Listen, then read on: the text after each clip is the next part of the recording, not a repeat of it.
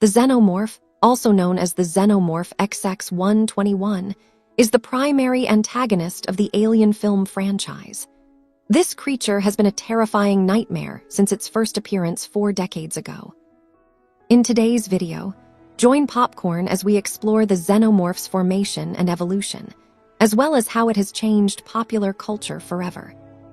A quick warning, this video contains spoilers for all films within the Alien universe.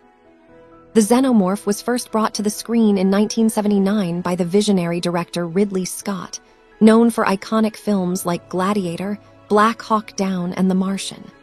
For cinema lovers, the Xenomorph isn't just a character. It's a living, breathing organism, a true apex predator.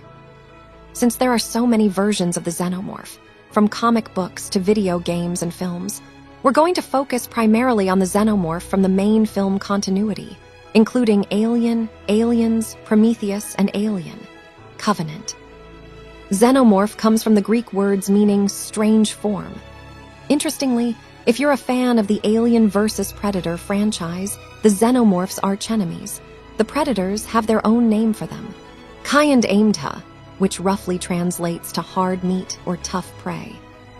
Just by looking at the silhouette of a Xenomorph, it's not hard to guess which movie it's from, or at least the genre it belongs to. This instantly recognizable look is thanks to the incredible character design created by the hands and imagination of the surrealist artist Hans Rudi Giger, or H.R. Giger. He's famous for artwork ripped directly from horrific nightmares, often blending machinery and living bodies into a bleak, monochromatic palette. Before its appearance in the first Alien film, the Xenomorph's imagery was already featured in Giger's art book collection, Necronomicon, specifically in Necronom IV, and with some elements from Necronom V according to Giger. The Xenomorph has no eyes because it is far scarier if you don't know whether a predator can see you or not. He also gifted the Xenomorph another frightening weapon, a second, inner jaw, much like the moray eel. But Giger's gruesome creations weren't brought into Alien by chance. While preparing concept art for the unproduced film Dune, Giger met Dan O'Bannon, one of the 2 writers of Alien. O'Bannon was immediately fascinated by the illustrations, at once grotesque and beautiful, of what would later become the Xenomorph. This meeting is what brought Giger to the legendary horror project Alien.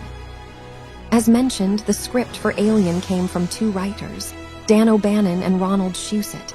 The idea for the creature came to Ronald after a dream. He wanted a monster that would sexually assault a victim. His idea: I got an idea, the monster is going to screw one of them. It lays its egg in his chest, and then the monster pops out. The reproductive cycle of the Xenomorph was conceived by the 2 writers to represent unwanted pregnancy and the feeling of being raped by an alien creature. This not only brought a sense of helpless fear, but also the primal fear of the unknown. The design of the Facehugger, the Xenomorph's second stage, was based on the shape of a human hand combined with male genitalia. According to O'Bannon, the way the Facehugger operates would make male audiences uncomfortable because it evokes the imagery of oral homosexual rape. The successful impregnation of the victims is based on the reproductive methods of several creatures, but most specifically and obviously, the tarantula hawk wasp. These wasps paralyze a spider, then push an egg into the victim's body. The larvae then eat the spider from the inside out, starting with the muscles and then the internal organs. According to producer Ivor Powell, the creature could easily rob you of everything before killing you, making the whole thing even more terrifying. This terror initially extended to the Fox studio itself. They thought the images, along with the chilling subtext it evoked in every audience member, would make people not want to go to the theaters. However, this concept completely convinced director Ridley Scott, so much so that he wanted to use nearly all of Giger's drawings to create the terrifying Xenomorph. Bringing Alien, 1979, to the screen was a huge challenge for the production team on many fronts. It started with finding a name for their monster. Initially, the creature was called Star Beast, but honestly, not many people would go to the cinema to see a film called Star Beast, right? O'Bannon kept going through different titles, each one as mediocre as the last. Then, the word alien suddenly appeared on his keyboard and caught his eye. The ambition to create such a bizarre species, was also a struggle for the creators, as they had to combine the reproductive and predatory characteristics of many little-known animals to create a biologically plausible creature. The design of the xenomorph egg also ran into issues. H.R. Giger's initial idea was to have a slit on the top of the egg, the first stage before hatching into a facehugger. But fearing that the hatching egg would resemble female genitalia and be easily banned in countries with strong Catholic censorship, this design was required to be changed into the now familiar cruciform shape. So the cycle goes from a xenomorph egg to a facehugger, which spends time inside a host before becoming a full-grown xenomorph. The xenomorph's head was a complex prop made up of around 900 moving parts, while the body was operated by a human. Before settling on the over 7-foot-tall actor Balaji Badijo to play the xenomorph's body, finding an actor with the right physique was an immense challenge for the production team. They didn't just give one actor a trial run. They had many different artists crawl into the xenomorph suit, but all failed. These relentless, excellent efforts, from the initial concept to the creative design to the final execution, turned the xenomorph into one of the most memorable monsters in history. They also helped H.R. Giger and Carlo Rambaldi, who oversaw the special effects for Alien, win the 1980 Oscar for Best Visual Effects. Beyond its visual design and concept, the xenomorph is truly a living organism, a creature with a unique habitat, logical predatory habits, and a sensible reproductive cycle from a biological standpoint. In Aliens, we learn that most xenomorphs start with the xenomorph queen, an easily recognizable individual with a body up to 4.5 meters, 15 feet tall. They possess 2 pairs of arms, one large and one small. The queen's head is also protected by a large crest, and each queen has a unique crest shape, which serves as a recognition sign among them. Unlike regular xenomorphs, the xenomorph queen possesses an outer jaw that is completely separate from its skull, allowing it to control the jaw at a right angle to the direction it is targeting. The queen is the only individual in the hive capable of laying eggs and is responsible for protecting them. Her egg sac is connected to her lower body. Xenomorph eggs do not require fertilization and can survive for a very long time, with roots that draw nutrients from the surrounding environment. When a suitable host approaches, the facehugger inside the egg will leap out and latch onto the victim's face. It then impregnates the host by inserting an embryo into the victim through the mouth. Scary, right? After a successful impregnation, the facehugger dies. After some time, the embryo lives and develops inside the host's body. It will take on the most dominant physical characteristics of that host. This is why, in the sequels to Alien, we see xenomorphs with the physique of a dog or even a cow. Strange, isn't it? We'll talk more about these variants later. Once fully developed, the baby xenomorph, or chestburster, will violently burst out of the host's body in a very bloody fashion.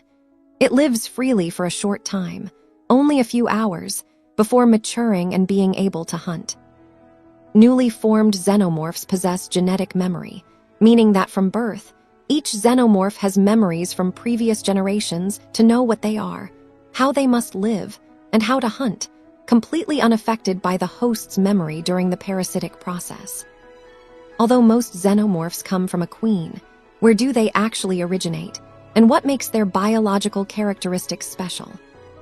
The body temperature of xenomorphs can change according to the surrounding environment to help them hide from opponents with thermal vision.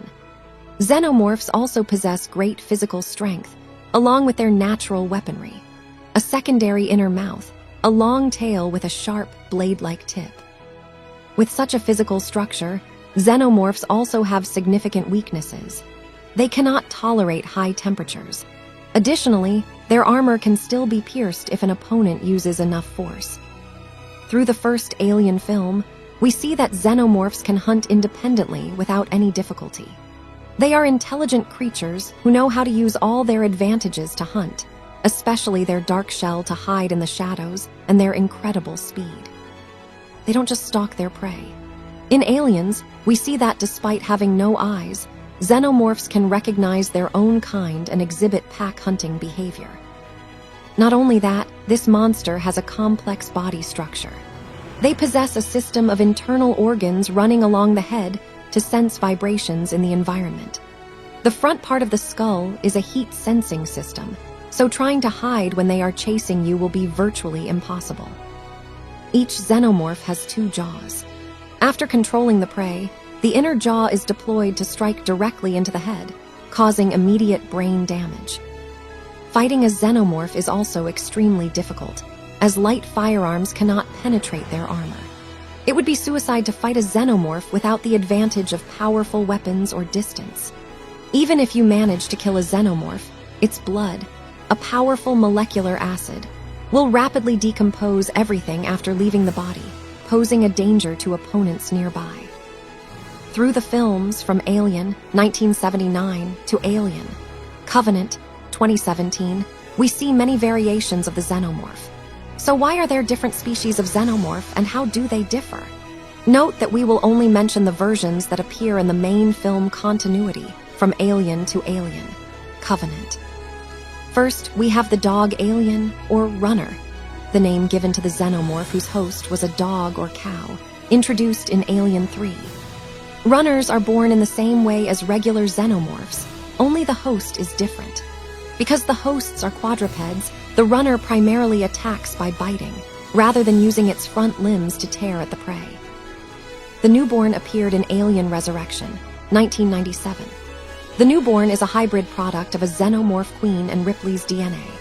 It was born with characteristics more similar to humans than regular xenomorphs, with eye sockets and nasal cavities, smooth skin, a human-like tongue, and absolutely no tail. Compared to other xenomorphs, the newborn does not have the same tough, protective outer shell, which is certainly a fatal weakness. The Deacon emerged after Dr. Holloway was infected with the engineer's black goo, and then Dr. Shaw decided to Netflix and chill. That combination created a trilobite, a huge facehugger-like creature. After the trilobite successfully impregnated an engineer, the Deacon was born. The Deacon, although tailless, has smooth skin and a distinct inner mouth. Unfortunately, the Deacon is still stuck on planet LV-223 after Prometheus ended.